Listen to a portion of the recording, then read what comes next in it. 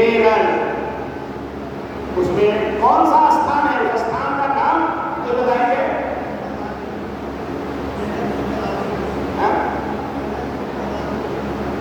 नाम ठीक बोलिए। कालड़ी जगह का नाम है, कालड़ी। तो ये सब हमारी सांस्कृतिक धरोहर है, हमारे चार धाम, हमारे मान बिंदु हैं, जिस पर हमको गर्व है, इसको सबको जानना चाहिए। भारत में रहने वाले प्रत्येक व्यक्ति को यहाँ के गौरवमयी इतिहास की जानकारी होनी चाहिए, यहाँ की संस्कृति, रीति रिवाज, परंपरा, उसकी जानकारी होनी चाहिए या नहीं होनी चाहिए? होनी चाहिए। चलिए, अभी तक बहुत सारी बातों की जानकारी मैंने केवल 2-3 प्रस्ताव से किया था, नहीं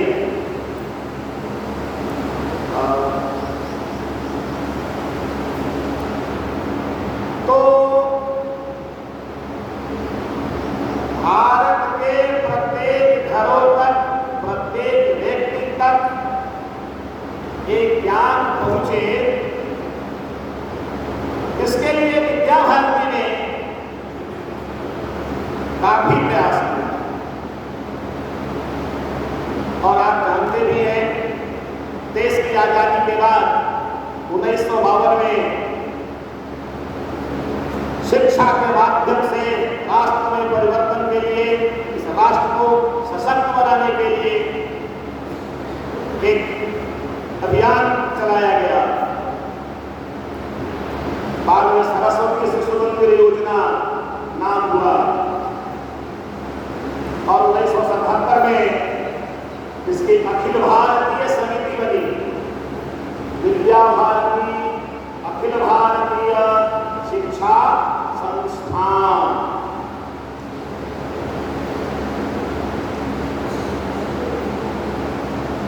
अनेक विद्यालय उस समय जुड़े थे, लेकिन लोगों को लगा कि केवल इतना से काम चलने वाला नहीं है।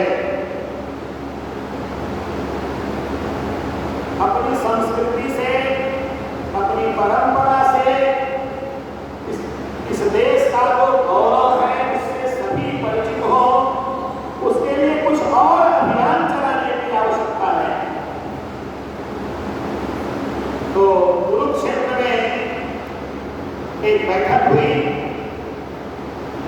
और फिर एक और अखिल भारतीय संगठन की स्थापना हो गई और उसका नाम है विद्या भारती संस्कृति शिक्षा संस्थान।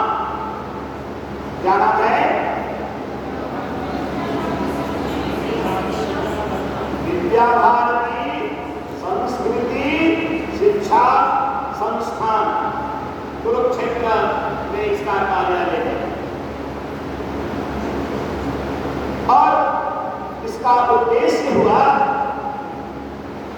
कि विभिन्न माध्यमों से, विभिन्न गतिविधियों के द्वारा हम भारतीय परंपरा, भारत के जो रीति रिवाज, भारत के जो मानदंड हैं, इसकी जानकारी सभी भैया बहनों के माध्यम से प्रत्येक प्राणी के अंदर हम पहुंचाएंगे। और उसके लिए एक योजना बनी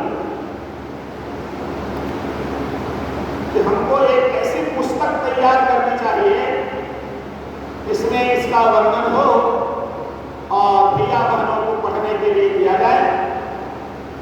भैया बहन उसको पढ़ें और फिर उसकी एक परीक्षा हो, जानकारी भी ली जाए कितने लोग पढ़ रहे हैं, कितने लोग नहीं पढ़ रहे हैं। अर्थात अपने कार्य का मूल्यांकन भी अपेक्षित है। तो संस्कृति ज्ञान परीक्षा से कार्य आरंभ हुआ। पुस्तक छठी संस्कृति ज्ञान परीक्षा प्रश्नोत्तरी, कक्षा 4 से लेकर के 12वीं कक्षा तक के लिए 9 पुस्तकें बनी थी।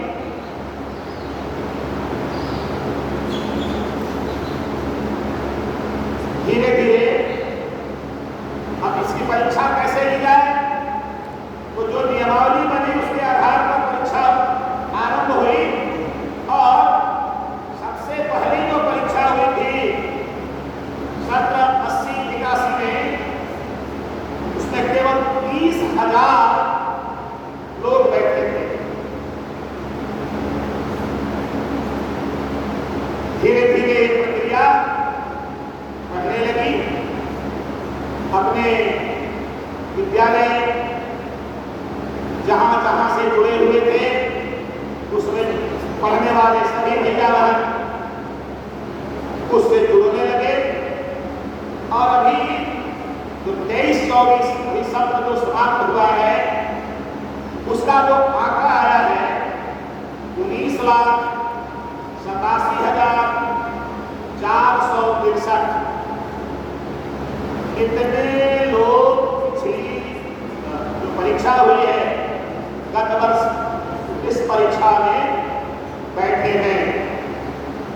तो आज वर्तमान में यह जो संस्कृति ज्ञान परीक्षा के नाम से जो कार्य चल रहा था अब उसका नाम हो गया है संस्कृति बोध परियोजना। क्या नाम है? संस्कृति बोध परियोजना। और इस संस्कृति बोध परियोजना के अंतर्गत अनेक कार्य आरंभ हो गए।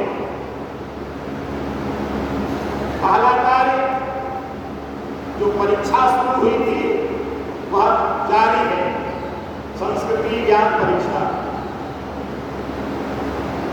दूसरा काम शुरू हुआ संस्कृति प्रवाह परीक्षा। दूसरा क्या शुरू हुआ? संस्कृति प्रवाह परीक्षा। हम नोट भी करते चलेंगे। और तीसरा जो विषय आरंभ हुआ निबंध प्रतियोगिता। ये सभी अखिल भारतीय स्तर की प्रतियोगिताएं हैं। निबंध प्रतियोगिता। चौथा का संस्कृति महोत्सव। पांचवा काम कार्यशाला आयोजन। छठा काम विचार गोष्ठियों का आयोजन। सातवां काम संस्कृति संग्रहालय।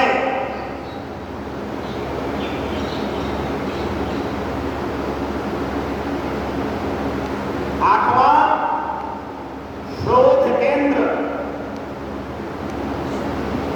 नौवां संगीत प्रशिक्षण केंद्र।